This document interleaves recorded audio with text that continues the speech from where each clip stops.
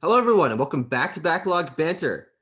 We're going to talk about video games today, but we also have a very special topic. I'm, of course, here joined by the arbiter of taste himself, Abram, Good back morning. from the fucking dead. Oh, I guess you were on last week, so Yes, I was. yeah, I forgot all about that. It was Cyberpunk. I turned my brain off, Of but uh, course. but I assume we're going to be talking a little more Cyberpunk today. But we've got other topics to cover. But where do you want to start this week in the world of video games? Well, here's what's perplexing and a little bit arousing about today's episode. We actually have like a segment. Usually it's just us talking about Yeah. games, but frankly, uh, over the past week we've both sunk some major time into one game each. Mhm. So it was going to be a little bit of a lighter show, and we have a. I don't want to spoil it, but we got a fucking surprise in the bag for all of you. Oh yeah. Um, but do you want me to just get my Cyberpunk nonsense out of the way? Yeah, I'll rest up, turn off my brain, rest up. When it comes to my segment, I'll do that and I'll Yes. be more energized. Yeah. Yes, digest your French toast. Let me talk to you about Cyberpunk 2077. So, as of last week, I was 1 hour into the game. As of our great Cyberpog debate, I was 8 hours into the game. And as of right now, I have played just under 15 hours of Cyberpunk 2077 on PlayStation 5. The more I play, the more I'm galvanized in the things that I like and the things that I dislike. They're Mhm. getting more apparent. And where I sit right now, based on a mission list I consulted, I'm pretty close to finishing the main storyline. Oh, I okay. have it seems like I'm about 3 or 4 missions away from the point of no return, and I don't know how much content there is after that, but Probably not traditionally too much. Yeah. traditionally you're looking at like an hour or two. Yeah. Um and I'm really loving the game, but once I finish the main storyline, I'm going to put it down.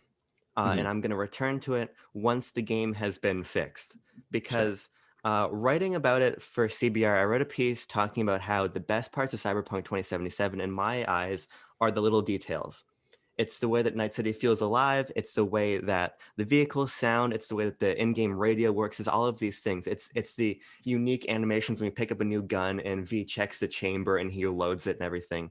Sure. These things add immersion, but then every time an enemy ragdolls and clips through an object and the physics engine fucks up and something gets stuck on top of the screen, it undermines these details.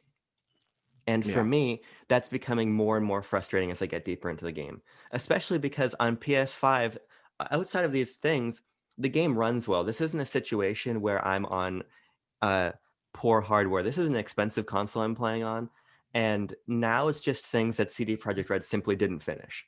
This Yeah. isn't this isn't a question of, I should be playing it somewhere else. It's a question of this game should have been delayed to Mhm. to April. And there's a parallel universe, Tucker, where I think that Cyberpunk 2077 would be my game of the year. And I Yeah. don't think that that parallel universe is very far away. I think that parallel universe is where the game launches in April 2021 instead of December Sure. 2020. So because of that, I'm going to finish the main story because I find it incredibly compelling. Like I said, the things I already liked about the game, I'm liking more. When you get deeper into the game, the combat becomes richer. You get different power ups. You're able to specialize more. You get more flashbacks where you play as Johnny Silverhand, which are incredibly scripted and well written and fun and engaging. The way that you follow these branching storylines and main quest lines that interweave is really fun. I think that the open world, something that you were frustrated by, opens up more. It takes a while to get there, but as that ice breaks and melts, you get a lot of fun side content. And I Sure. want to see this through to the end. I want to see what happens to V. And I know there's many endings, which is why I'm totally fine capping a playthrough at the main line, waiting for the patches, or maybe even just the complete PS5 Yeah. version of the game Oh and yeah. 100%. replaying with female V playing perhaps a more stealthy and hacking based playstyle and seeing all the side content that I want to play now, but I just don't want to play in the state that the game is in. Yeah. As it stands, with all of the problems, Cyberpunk is one of my favorite games of the year, but it should be my favorite game of the year. And it's Yeah. not because, on top of the CD Projekt Red bullshit, they just didn't finish the game. And that's frustrating, Mhm. and it doesn't take away from, I think, all of the great work that the developers put in, and the fact that I really think there's an excellent Western RPG here, but it's just a little bit more buried than I wanted it to be. So while I'm loving the game and I'm loving finishing the main quest line, I will return when the game is ready for me to return to. Sure. And I mean, that's an incredibly reasonable perspective to take. I mean, you've got a lot of stuff to play. We've got a lot of plans in the works for games to review and plans for next year. And Cyberpunk, of course, a game that you really enjoy. But I think that, capping it at a essentially full playthrough, if you complete the story, Yeah. that's a nice place to keep it. And if they end up, obviously, they will end up fixing the game and a lot of its technical issues. The next gen version will come out. Probably free updates with extra content or small updates. There's DLC coming, Yeah. a multiplayer mode. There's a lot of stuff to keep the game in the zeitgeist for, I don't know, next year and a half or even more than that. Yeah. And to keep pulling player back in. So finishing a playthrough around launch and then re-experiencing the game later on is a fantastic way, I think, to tackle a game like this. Yeah. Especially one that is so up and down in a lot of ways. But I'm glad to see you're still liking it. I mean, I was honestly, during that last episode, and you'd only played an hour, I was thinking, okay, he hasn't gotten to the part that I really had issues with. But it's all a matter of personal perspective. We had our quote unquote cyberpog discussion. A great discussion, by the way. Yeah, it is a really good one. Yeah, I actually listened to it again. Fun discussion. But I played and beat Donkey Kong Country Tropical Freeze because I was going to keep playing Final Fantasy VI, and I was at my mom's house, in which her TV is mounted on the wall, like high up, and you can't get a Super Nintendo Mini because you got to have a controller plugged into it, and those are short fucking cords. So Yes. I would have had to have like stretched the Super Nintendo Mini between a HDMI and my controller. It would be like making a fucking zip line between the TV and my hands. And that is probably not good for the cords, the console. It's dangerous. Probably, yeah. You probably had the right choice. So I did not play any Final Fantasy VI this past week. I'm very close to the end, so I'll end up probably finishing that before next episode. But so I pulled out my Switch and I was flipping through the crap that I had. I'm like, all right, you know what? Donkey Kong Country Tropical Freeze. I played and beat the original Donkey Kong Country, according to our review earlier this year. I played the first few worlds of Donkey Kong Country 2.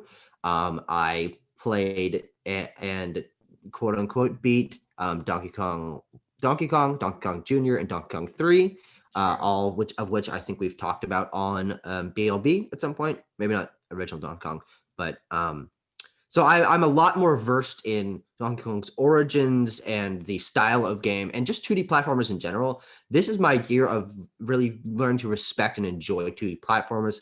Of course, going through with Super Mario World, 3, Land, and the Donkey Kong games.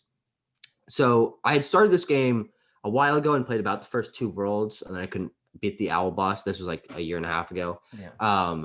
And then I just went back and I started from scratch, and I beat the entire game in 5 days or something like that. I played about 9.5 hours. And it's a fantastic game.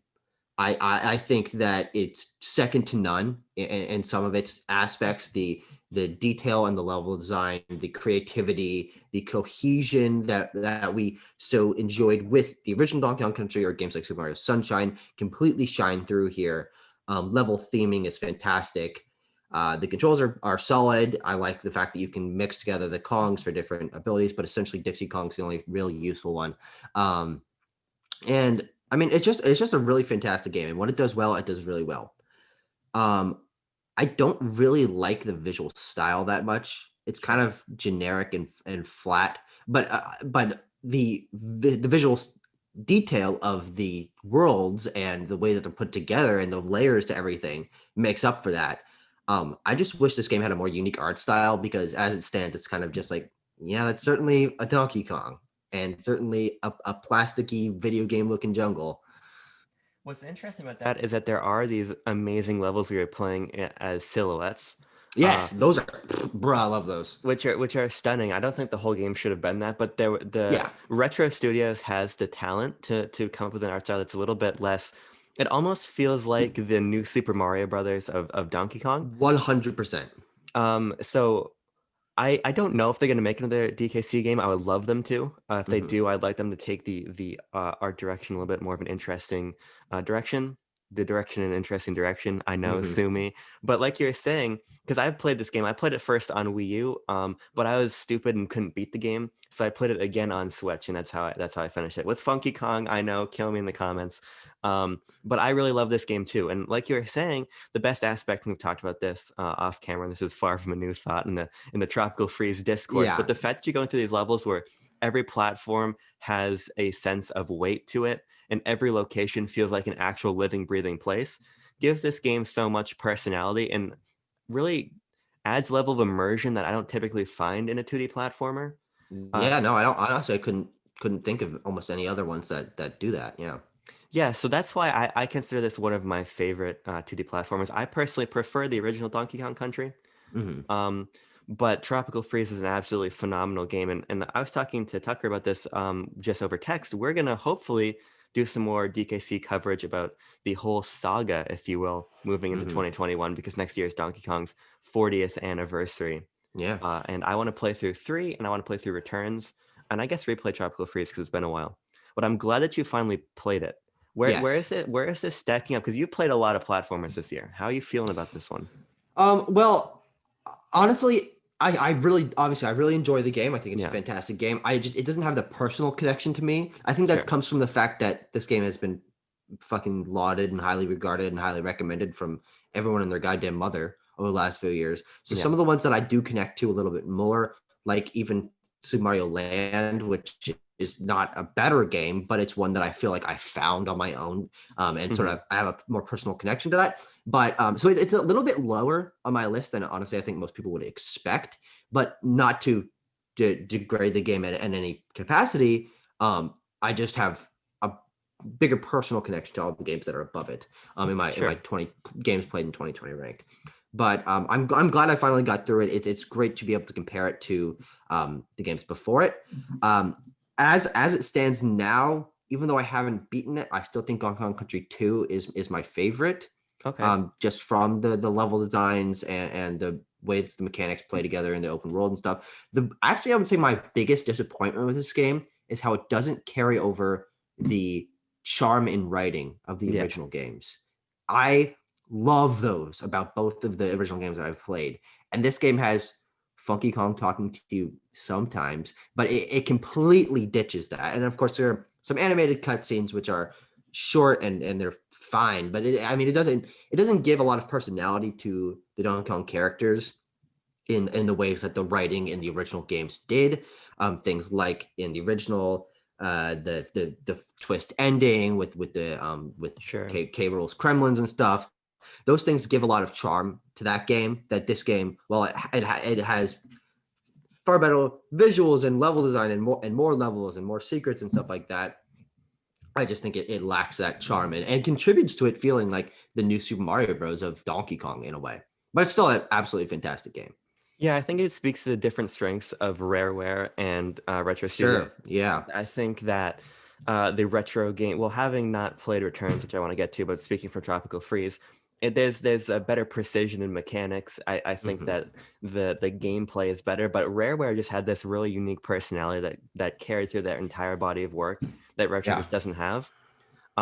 Which is why, I mean, it's never going to happen, but it'll be so interesting to see what remains of Rareware in this era where Microsoft and Nintendo are talking better. What would happen if they took another stab at Donkey Kong Country? Yeah. Which I think is so far gone for a number of different reasons. Yeah. But I think what Retro does with Donkey Kong is special, but it's just different.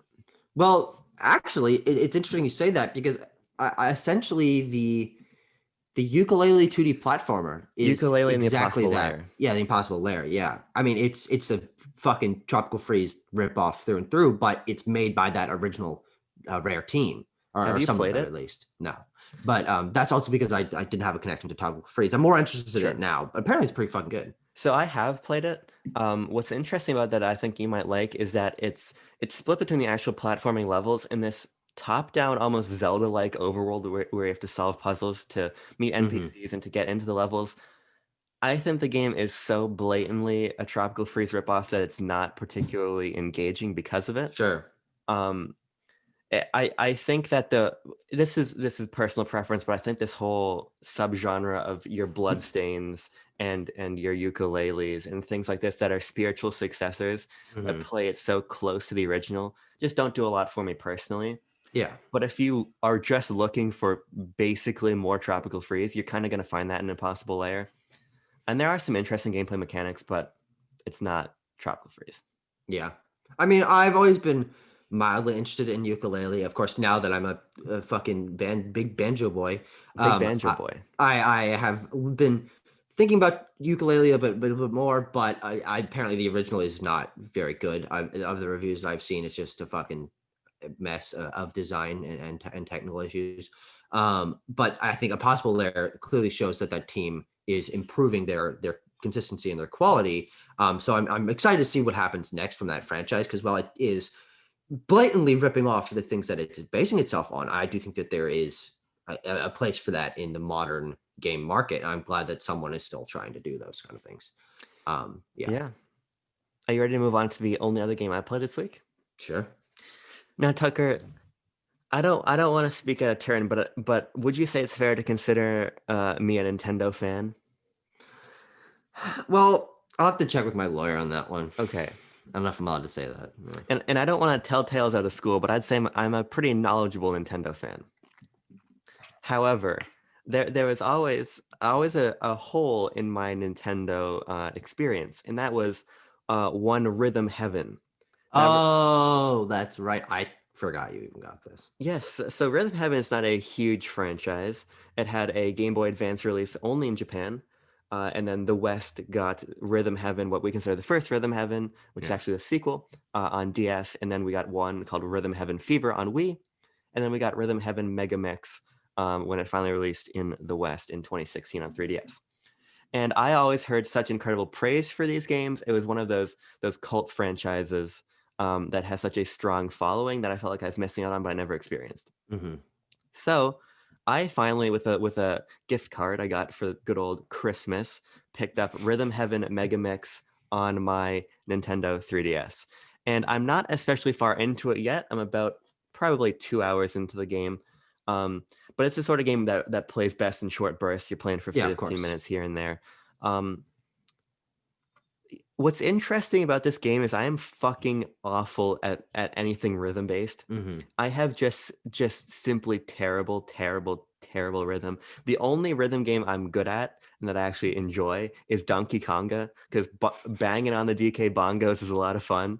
Um, Fair. but outside of that, I just rhythm. I don't have it. I hate to say it. Hmm. But what's great about Rhythm Heaven Megamix is that you don't need rhythm to enjoy the game.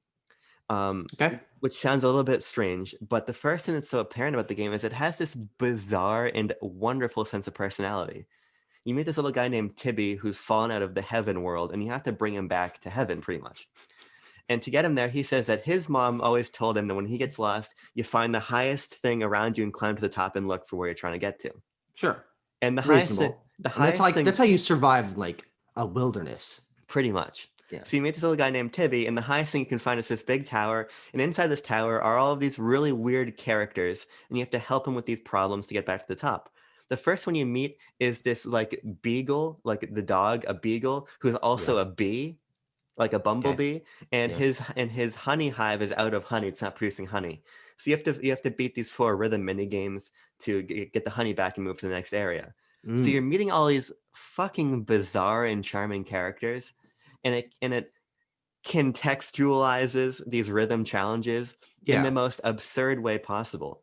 And then the actual mini games you're playing are all really catchy and fun, and they vary a lot because the gameplay is as simple as hitting the A button or sometimes the D-pad in time with the music. Hmm. That is the gameplay. But the game is constantly recontextualizing this with not only different beat patterns and different actions, but completely different aesthetics. Like maybe one, Yeah. you're this robot, you're this lanky little robot, but you can hit A to puff him up and give him muscles right when he's about to hit the punching bag to impress the crowd. Or you're shooting asteroids, or you're playing as a dog and a cat, you're in biplanes and you're playing badminton in the sky. There are all of these fun ideas that keep the gameplay fresh, but there's also some that rely purely on your ability to understand rhythm. Like Yeah. for instance, in the badminton one, there's a certain level of visual acuity there, right? You see that this is the time you got to hit the birdie back. Yeah. But if you're doing one where you're playing as the infamous chorus kids and you have to open your mouth to sing at the right time, and the only indication is that this is the note you're supposed to hit it on, I'm fucking stumped. I'm completely and totally useless. And the other characters will like give you side eyes and get mad at you every time you miss a note. Yeah. So it kind of snowballs and you get mad at yourself. What's nice though is that if you fail 3 times, this little gentleman named Rupert will come on screen and be like, "Hey, psst, you're fucking up. Can I just pass this one for you if you pay me some coins?" And I always say yes. Um, so that does lead me to my one criticism of the game, though, so far, is Mhm. that is your only recourse if you're bad at a stage. Before you begin a Sure. challenge, there's a practice where you get a feel for the rhythm. Yeah. But typically that's so rudimentary that it's not going to translate directly into, Yeah. Doesn't probably prepare you. yeah, it doesn't properly prepare you. But what it does do, which is helpful, is it'll display on the bottom screen basically like the beats of the music, so you can see, okay, this is what's happening on this beat, this beat, this beat, so you can follow along a little bit more like you're playing, a Guitar Hero to hit the button at the right time. What Mhm. I would have really liked is if in the main challenges, if you're failing enough, you could have that little Yeah. guide on the bottom screen, because Sure. that would have let me feel like I could, play it this way a couple times. Maybe I couldn't get the score, I couldn't earn coins from it, but I could at least pass the mission and gain a familiarity with it so I could finally get back and beat that without the help. Because Mhm. as it stands now, I can improve my rhythm skills in totality as the game goes on, but I can't specifically feel like I can improve on this minigame because I still have no god fucking clue when I'm supposed to open my mouth to sing. Sure. Yeah. But that I think is a relatively small complaint because the game is so charming and whimsical and fun that I'm having an excellent time. When I'm in between writing for CBR, I'm sitting down to have lunch for a couple minutes and I just pop in and do a few rounds. I'm really happy that I finally tried Rhythm Heaven. Yeah. So I'm listening to everything you're saying, and I can only contextualize it through my personal experience with Rhythm Heaven. I own the original Rhythm Heaven on DS, Okay. quote unquote original, whatever, Yeah. fucking sequel. And I think the game is totally just fine. And I Okay. think it's because it doesn't have the quality of life things that are apparent in Megamix. Yeah. There is no contextualization of stories. There are wacky characters, but they're just little like things you mess with. Hmm. And everything is also with the stylus, or almost everything. Yeah. So it's a lot more of physical movement and not like button timing. And I am okay at rhythm games. I have Rhythm Heaven, which I'm fine at. There's some of them that would just fucking stump me because if you don't slide your fucking stylus at the right time, like they just there's no indication of like how to get better at it. It's just, Yeah. there's like fuck you, get better. I could not figure out Parappa the Rapper for the fucking life of me. Okay. I suck at that game. I need to go back to it at some point because I'm sure I would enjoy it. But I have it on PSP and I don't get it. The one I am good at is Thumper. I like Thumper a Okay. lot. Um, that game is a little more obviously kinetic and visually stimulating. But I do think the strengths of Rhythm Heaven, as you say, come from the creativity in those little mini games. Unfortunately, the original just doesn't have anything around it. Hmm. You're essentially just going in a straight line of these challenges. I mean, I think like with the Rupert thing, if you fail a certain amount of times, you can move on to the next one. But that doesn't really sit right with me. But yeah, it's just sort of a bare bones mess with these little deals on the Yeah. touch screen thing. And I think the over reliance on the touch screen, of course, was to show that hey, this is the fucking DS and you can touch your screen. But it does leave them feeling a little bit samey and whatever. But Rhythm Heaven is a series that I think is funny, but it's kind of more of a novelty to me Yeah. rather than anything actually compelling. I think that maybe if there was a new one to come out with Joy-Cons, touch screen, multiplayer, all that stuff, I think that could be really cool. As one of those Nintendo digital download titles. Sure. But at the moment, the Rhythm Heaven favorite series is just kind of that was a funny deal that Nintendo did at one point. Yeah, it always escaped me. I am glad that I played Megamix, and by all accounts, Megamix is a definitive game, not only because of those Sure. quality of life features, but because it actually aggregates a lot of the best rhythm games from the GBA title, the DS title, and the Wii title Oh, together. okay. So it's definitive in a lot of different senses, and I'd be curious to see It's a where mega it goes mix. next. Yes, it's yeah, I think that's a fair categorization Sure, of yeah. the game. If only they thought of that. Yes, if only. But Tucker, I think it might be time for the main fucking attraction of the day. Yeah. Now, here's the thing. You don't like lists like I do. In fact, I would No. say they cause you mild to severe anxiety when I when I request them to be made from you. There's Yes. usually a lot of waffling. There's a lot of groaning. There's a lot of whenever you're working on one. But I lists are in my fucking lifeblood. If you look at Yes. one of the videos, I can't remember what I used the comparison that half of my DNA is my parents and half of it is fucking lists, right? My little Yes. DNA strands. So this is essentially for your birthday, a little bit late, but I made a Abram's top 100 games of all time, Tucker style, because Yes. I can't do it any other way. I'm just gonna be Tucker style. So essentially what this means is I scrounged my brain. I tried to think like an Abram. It was fucking tough. Let me let you know. But I just tried to remember what games you liked, the orders that I thought they went in. And although you did make a top 50 for our 100 style special, I didn't use that for reference once. I didn't click on your backlogged profile ever. So I'm very proud of myself for that. But I think I got a pretty good list. Okay. We are back, everybody. We had some issues getting my OBS to work. It was really operator error as per the usual fucking arrangement here at Backlog Banter. Of course. But Tucker, is it time to send me the list? It is. It's in your Discord. Okay. I'm way ahead of you. Now I made this list yesterday. I just sat down and let me tell you, it was pretty stressful as I was going through it. But as I got more and more, I realized, okay, this is actually pretty manageable. Now, small issue. Hmm. When you click on that link, it says, "Uh-oh, this page does not exist." Okay, let me try sending it again. I'm just going to go to backlog.com/user/Zerky. Well, I and can just go send that you the way. list again. Okay, you do that. Let's see if this one works. Oh, it didn't send the entire thing. That's why. That's Okay, really strange. yeah, that would Yeah, do the link wasn't complete. I felt like I copied the entire thing, but maybe I only copied part of it. it. Who knows? Work? It is loading right now. Oh Christ! Oh, no! This is more stressful than taking my finals. Okay, I immediately scrolled down to the bottom. Wow, I was starting from the bottom. Yes. Okay, let's fucking go for it. I was spoiled at the very number one spot, but I talked about it as my favorite game of all time, so I'm not surprised that you got that.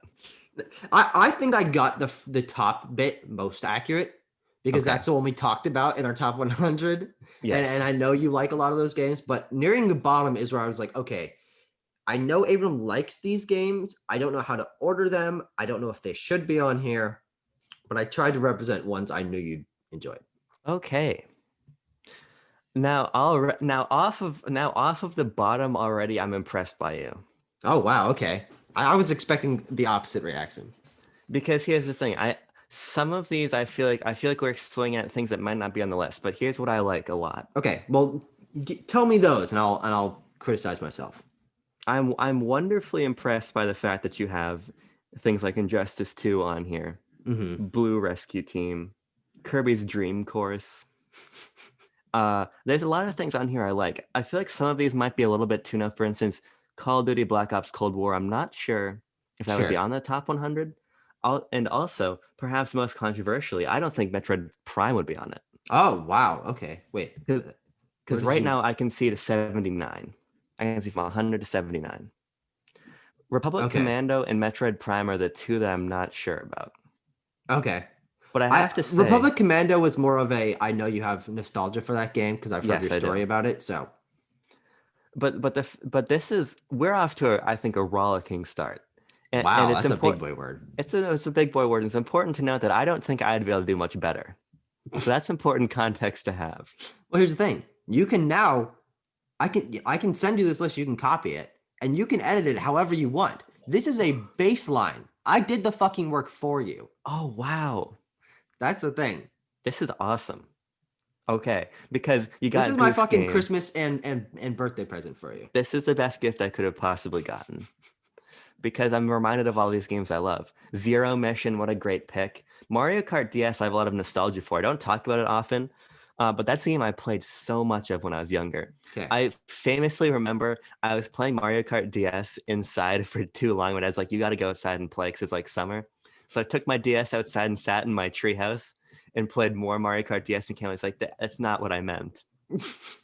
But I really, really love that game. Now I'm going to scroll up a little bit. Okay. Now I can see 78 to 55. We have one issue that is a little bit surprising here. Destiny at 74 is about 70 spots too low. Because if you remember, that was in my top 10 for my top 50, and that I still agree with. Oh, shit. Oh, it was Destiny 1 that was in the top. Oh, crap. Well, Destiny 2 is up there, by the way, because I thought it was Destiny 2. I made the wrong assumption. I haven't played a ton of Destiny 2, actually, because I think it's a little bit too derivative of Destiny 1. However, it's the broad stroke thought that really counts. Yeah. Because now we're getting into some really lovely stuff here. Oh, wow. Okay. I love some Abzu. The original Animal Crossing, that's a great pull. Luigi's Mansion 3, great pull. The one here that really feels unlike the others that I probably wouldn't put on this list at all is Batman Arkham Asylum, actually. Okay. Here's the thing. Going through and trying to think of games that you might enjoy, I started pulling from sequels to games I know you like or related stuff and Star Wars and DC stuff. Those are fair assumptions. I'm surprised you don't like Asylum. I fucking love Batman Arkham Asylum. That game is fantastic. I don't know. I've tried many times, but I just don't like the combat. Sure. And I find just the Metroidvania style of it just not essentially my thing. That's what turned me onto it so much. Well, see, that's the thing. That's why I understand why people. It's kind of similar to Metroid Prime. Actually, there's a lot of DNA shared between those two games. You know what else I think it reminds me of is Resident Evil 2 remake with the Raccoon City Police Department, because both of those are sort of like adventure horror Metroidvanias. That's fair. And I think that's why I like that game so much and the first half of Resident Evil 2. Yeah. The first half of Resident Evil 2 is awesome. Fucking fantastic. Now, a game you have on here that I'm curious about is Punch-Out on Wii. The reason I'm curious about it is because I think that there is an alternate universe in which it is in my top 100, but I haven't finished that game. Oh, all right. But I really do like it. So you maybe turn me onto a game I need to investigate further because I own it. It's on that shelf back there. Okay. For some reason, I felt like you really loved that game. I can't remember why. Whatever. Now, here's what's interesting about Splatoon and Super Mario Maker. I'm assuming that both of their respective sequels are much higher on this list. Yes. And that's one of the things that gives me a lot of agita about making lists like these. I don't even know what word you just said. It's a Colin Moriarty word that means like stress. I don't think it's a real word, but he uses it. I don't know how to feel about a game like Super Mario Maker or Splatoon because I would never go back to Super Mario Maker or Splatoon. Sure. Because I'd always play the sequels, and that's what tickles my interest. But now here's the thing: I totally understand that, and I have that same thought when thinking my own lists. But for Super Mario Maker and Splatoon specifically, I put them on here because I would guarantee that you like those games more than most games that you've played, that you have better memories with those games, and that they are probably in your top 100 favorite games that you've ever played. That's very true. That's a good way to look at it. So even though it might feel weird to represent them because you wouldn't go back to them, that doesn't mean they're not one of your 100 favorite games that you've played in your life. By that token, Star Wars Battlefront. Now, Tucker, the PlayStation 5 retroactively counts playtime for PS4 games, which I learned. Yeah. And which is when I learned that I've played 150 hours of Star Wars Battlefront. Okay. So I think I would have to jam that one higher up the list. But I'm glad that you included it. I like a lot of the inclusions here. Now we're going to go up a little bit more. Okay. Now I can see up to 37 up to Journey. Okay. I like Pokemon Sword being on here. I like Pikmin 3 being on here. Ape Out, Grease, great choices. Again, Arkham City, believe it or not, I've never even played Arkham City. Wait, what fucking Batman games have you played then? I played. Do you not play Batman games? Not really. What the hell? I've played Arkham Asylum and I've played Arkham Knight. But if I'm going to play any Batman games, it's probably going to be the Lego Batman games. Which are not included on here. Which is fair because they probably wouldn't even be in my top 100 anyway. Damn, Hyrule right. Warriors Definitive Edition. For that. That's a great pick. The reason that's a great pick is because I forgot to put it on my top 50 list. Yes. So I'm very happy to see that one represented here. Mm-hmm.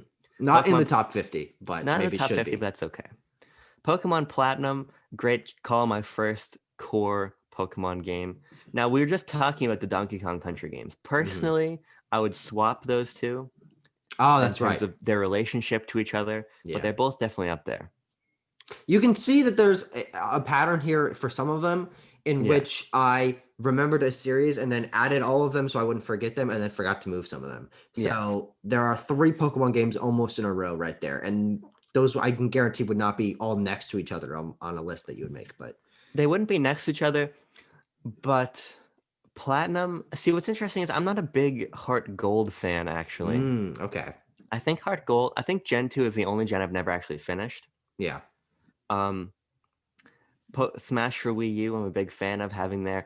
I like, by the way, that Cyberpunk is on this list. That's a very bold move, but it's one I agree with, certainly. Yeah. Certainly agree with it. Ninja Gaiden, okay. You're picking a lot of games that you're picking some games that I forgot that I loved. Interesting. Okay. Like Mario Kart Double Dash. I just made an assumption there, to be honest. Sometimes I talk about Mario Kart Double Dash, but in actuality, Mario Kart Double Dash is possibly the best Mario Kart game. Interesting. I love Mario Kart Double Dash. There's a lot of people who agree with you on that. Not Fred Mirabelle III, though. Definitely not, and Greg Miller makes that well known. I love that joke. Holy shit. Me too. Because he doesn't care about that anymore, but everyone's like, you gave Double Dash a fucking, 7.8 or something like that? Yeah. What the hell's wrong with you? Which is kind of a fair score because there's not much content in the game, actually. Sure. All right, now I can see up to Fire Emblem Awakening. Okay. And here's where we get to the really good shit now. These are some fucking video games, let me tell you. Okay, all right. Oh, God. Nintendo Land, love it. See, all of these games, I totally agree. One thing I'm unsure about is Mafia Definitive Edition. It's definitely in the top 100. Sure. I think that one's, well, this completely cuts against me saying Cyberpunk should be this high, but I feel like I haven't had enough time to really ruminate on Mafia Definitive Edition. But it'd definitely be in the top 100 here. Mario 3D World, shout out to Mario 3D World. Of course, Final Fantasy VII Remake, shout out to that. Thank you, by the way, for giving Disney Infinity 3.0 such high marks. And I like the synergy of 3.0 being number 30. I like that. Oh, wow. That's good. That's good synergy. You should have taken the credit for it. I actually think that it was pushed down to that because I moved Lego Star Wars above it. I think that was a good movement. I think that was well done. Yeah. Yoshi's Island. Okay, these are all great games. Wolfenstein, I think, would be a little bit higher. I'm very excited for you to play. I know you bought those games. I think you probably kept awake by the probably $17 you spent on them. No, it was actually $9 for the combined 2 of them, I think. I think you should play those. Sure. I think Wolfenstein and Overwatch are probably too low. Okay. We're gonna scroll up a little bit. Now here's where we get into the big boys. We're at the top now, and here's where I think I have to be a little bit more, because here's the thing. I think I fucked up Destiny. We'll just put that out there. That's okay. Number 1. So far, I would say that there have been less than probably 5 or less games I wouldn't put on the list. Okay. The order of them, I would swap some of them around, but from the fucking annals of your mind, that is incredible. And as I look here, all of these games would also be in my top 100. So if you're looking at an average of how many games would be on the list, you might even have an A+ in the class. Holy shit. All right. You might even have an A+ in the class. Of course, the order of which I'm not thinking too hard about, right? Because I don't even really know. It is fucking Pokemon White 2 number 68, or should it be 75? I don't really know. But as we get up to the top, I feel like, I have a little bit of a better grasp on what should be where. Sure. All right. So if we're looking from 18 to 1, we're going to start from the top and work our way down. The top 3 is absolutely correct. That is 100% my top 3 favorite games of all time. And the top five looks solid. Okay. There'd be a question of whether or not Destiny would want to sneak in there somewhere, but I think Ah. if I looked into my heart of hearts, the top five is definitely correct.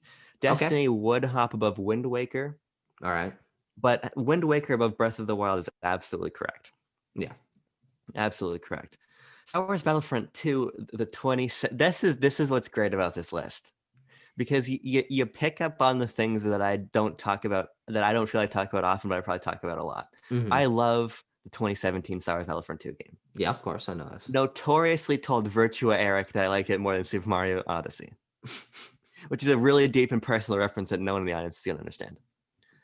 Yes. But I really love that game. Super Smash Bros. Ultimate being up there is great too.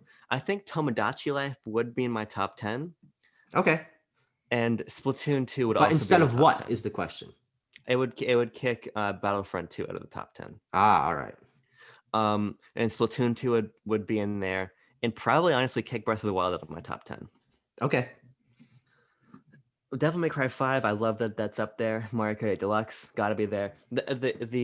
The elephant in the room is SAX shaped, because Metroid Fusion I don't think would be this high. Okay. The reason, of course, is because I like Metroid Zero Mission more than I like Metroid Fusion. Oh, okay. Maybe I just like swapped those in my mind. I thought you did like Fusion more. Well, here's where we get into the realm of subjective analysis, Tucker, because I think This is a fucking favorites list, so I think we started that a long time ago. that's a good point. I like the linear design of Metroid Fusion more, but I think that the difficulty is a little bit off-putting, and I love the Zero Mission, or the Zero Suit Samus parts of Zero Mission. So I think on the whole, I would give the edge to Zero Mission above Fusion. Mm-hmm. I don't think I'd be as drastic as to swap Fusion at number 17 for Zero Mission at number 89. Mm-hmm. But those would move around a little bit. Sure. Minecraft, regrettably, has to be up there. I don't know exactly where it would land. Odyssey. Now, here's what's interesting about Odyssey. Okay. I think Odyssey at number 18, Mario 3D World at number 25. I'm not sure I'd have such a wide gap between them, but that order is correct. The order of Galaxy, Odyssey, 3D World. Yeah. That's very And then good. Galaxy 2 is also on there, lower. Galaxy 2 is on there, but in lower, and that's, of course, objectively correct and subjectively correct. I haven't played Galaxy 2 in a long time. Some of the first games I actually bought with my own money. But I my nostalgia and I think the excellence and the orchestral and nature and scope of Galaxy put it above the more linear design of Galaxy 2. I'm excited for you to play Galaxy 2. Yeah, I am. I'm excited too. Tucker, I have to say I'm going to allow this list to exist. Holy shit, yes. Finally. I will allow the list to exist, and I think if I had to give you a grade, I'm going to give you an A-. I'll take it. Because here's the thing, I was thinking about giving you an A+, but I think a couple things need to be moved around, and I thought an A would go to your head, but it would be unfair to give you a B+ for your efforts. Sure. So I'm gonna give you a solid A- on this list. And what's interesting about it, like I said, is I don't think there's more than 3 or 4 games that I would jettison from the list entirely. Sure. These are all games that, well, for the most part, like I said, I absolutely love. Mm-hmm. I'd have to, pardon my language, futz with the order a little bit to make some minor adjustments, but this is a wonderful list. And I'm maybe I'm incorrect on this assumption, but I'm pretty sure you can somehow copy this list to your own profile and then edit it if you feel so inclined to do so at some indiscriminate point in time. I think I would feel inclined to do that, because this was a wonderful belated birthday Christmas present. Good. Glad. And frankly, I deserve this. The audience didn't deserve something this cool, though. And I feel like it's important that we draw that distinction. Sure, yeah. I'm going to stop OBS. OBS looks absolutely wild right now. Stop recording. Stopping recording. Okay. And I'm going to return. Maybe return to Zoom. Or not. Okay. There it Abram is goes. currently arguing with his computer. That was a wonderful way to end this episode of Backlog I'm Banter. glad it worked out. Now I was trying to think like an Abram through this entire thing. There's a lot of ones on here where I'm like, because I didn't know how much you put in on weight for games you played recently that you really like. So maybe I Yeah. overrated a few of them. Mafia Definitive Edition, maybe Astro's Playroom, maybe Ghost of Tsushima. That there are games, and especially Cold War, that you played recently that I assumed, okay, I know you like those games. I just don't know where to put them on the list. And I might have put a little bit too much weight into that, but I respect not weighting games that you played recently. However, I can't personally attest to that from my own lists. Yeah, I like to let things settle a little bit. That's why I have to say I'm a little bit nervous about my placement of Last of Us Part 2. Interesting. A little bit nervous, not because I think the game is anything less than absolutely fucking phenomenal and stellar and terrific and perhaps one of the best things that this industry has ever produced. But there's times when I lean back in my easy chair at the end of the night and I think to myself, I have loved hold on. I have loved Star Fox 64 as I lose the ability to speak in the greatness of Fox's McCloud's presence. I have loved that game since I first played the masterpiece demo of it in Super Smash Bros. Brawl back in 2008? Sure. And that is 12 years of loving Star Fox 64, you know? Reasonable. Does that surpass 6 months of loving Last of Us Part 2? I don't know, because Star Fox 64 is triumphant in a word, but it's not Last of Us Part 2. Now, I've personally had a little bit of thought put into lately on how I weight games or movies, or however I want to rate things, where I put them on lists depending on my nostalgia for it, depending on the recency of my experience with it. And I tend to put more weight on games and movies that I played / saw recently, because it better reflects my opinions in the moment. Sure. And I balance that with the fact that I give myself the fucking go ahead to edit lists whenever I damn well please. So I've been realizing this with certain movies and games that I haven't played / watched them for fucking ever. Do I think about them a lot anymore? I might have loved them at the time, but if I don't anymore, should it be that high? Should it be on the list? I think that there's a balance to that, but and an important one to figure out, but also not a huge deal. Because regardless, it's your favorite shit anyway.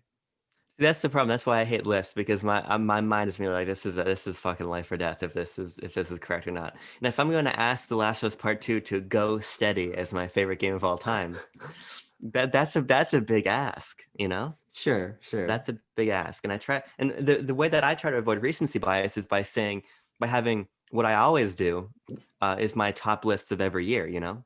So it's my favorite game of 2020, undoubtedly, right? So I'll always have that moment. So the question is, when time fails to exist, when we find ourselves trapped in a temporal pincer between John David Washington and Robert Pattinson, can you see that I watched Tenet recently? Will I still, outside of the context of time as we understand it, pick that as my favorite game of all time above Star Fox 64? I don't know. Yeah, sure. But this list, I never would have been able to make it myself. Oh, wow. Okay. But now I have a great thing to work off of. Sure. So I think that this was not only a great gift to me, but regrettably, begrudgingly, a good gift for the audience as well, especially because, Tucker, this is not only episode 11, but the last episode of Backlog Banter for 2020. That is true. Doesn't really mean much. Let's be real. Here's what it means, and I'm going to pitch something to you right now. Next week, there are 31 days in this month. So 3 days brings us to Thursday. Okay. Yes.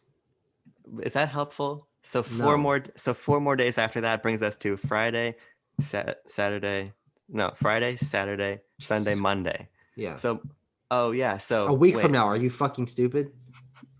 7 days. But what day of the week is that? That's the 4th. Monday. It's a week from now, you fucking idiot. But the fucking number. Okay, it's the 4th. Oh, it is the 4th, yes. On January 4th, or maybe January 5th, or maybe January 6th, sometime between the 4th and the 6th, we're going to record the next episode of this show. Yup.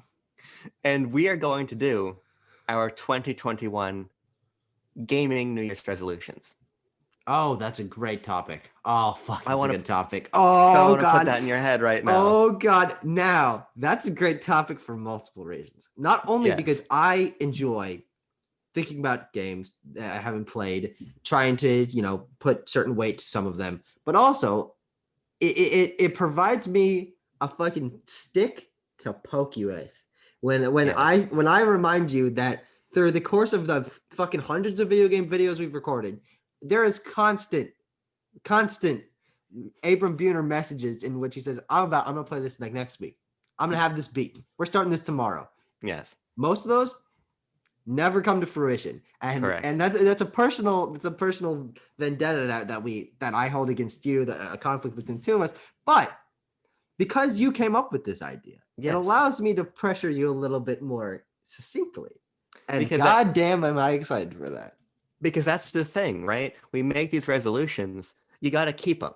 I'm not gonna bitch out of a resolution, a video game resolution we make in episode 12 of Backlog. You think that I treat Backlog Banter with anything short of the utmost reverence, you know? Sure, yeah, no, Do you have only the top button of your fucking jacket done up? Yeah. No, second to top. I want You to see a derailed little me. bit of my chest hair, which I don't have.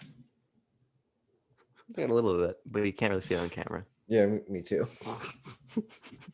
But somewhere between January 4th to 6th, we will record God, the next I want to do episode. this as soon as possible. 'Cause I'm so excited for this episode. Holy shit. It's going to be special. It is. And we'll You know see what else all is gonna of be? you. What? 2021 for Backlog Banter. Yes. Yeah. Because Tucker's getting a capture card, as he talked about. Well, he has a capture card. He just needs the dongle that'll plug it into his MacBook. Mm-hmm. I have this new microphone, this ring light that makes me look fucking and significantly better than I did in many of the other videos. So Backlog Banter is stepping things up, and word in the wind, I might be building a computer. Oh shit. God, that would be crazy. But on that note, I think that about does it for this episode. Tucker, I want to thank you for the list.